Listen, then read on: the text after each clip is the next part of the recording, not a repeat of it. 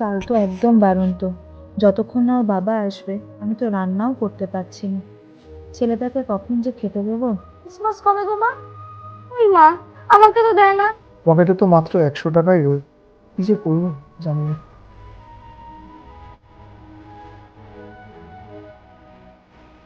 ও বাজার কখন দিয়ে গেল?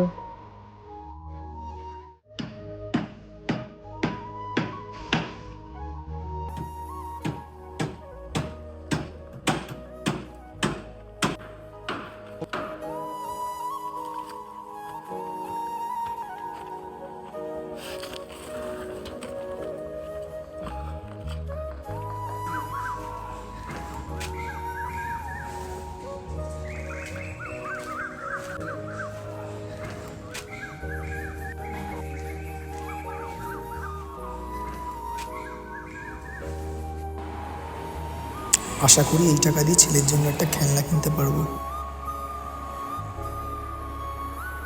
দাদা এই খেলনাটা একটু দেখি, দাম কত দাদা? এটা 300 টাকা।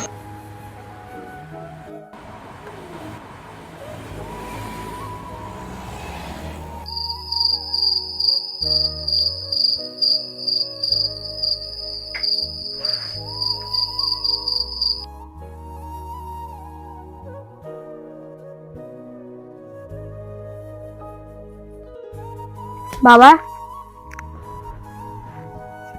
তাহলে তুমি আমার সেন্টা। আগে যদি জানতাম আমার সেন্টা এত কষ্ট করে, তাহলে আমি কোনোদিনও এত দামি গিফট চাইতাম না। কষ্ট? কি বলছিস তুই? আমি সব দেখেছি বাবা। কি হলো, একটা গাড়ি মুছতে এতক্ষণ লাগে? অনেক কাজ করে নিয়েছিস, আর দরকার নেই। না মানে টাকা ধর, যা চলে চলে চলে চলে যা।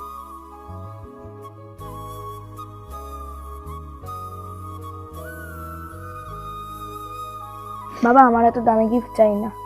আমার জীবনের সব থেকে বড় উপহার তুমি আর মা। আমি সেন্টার কাছে এটাই চাই যে আমার বাবা আমার সারা জীবন ভালো থাকুক। যতই অভাব থাকুক না কেন, কোনো বাবা মাই সন্তানের গায়ে সেই আঁচ লাগতে দেয় না।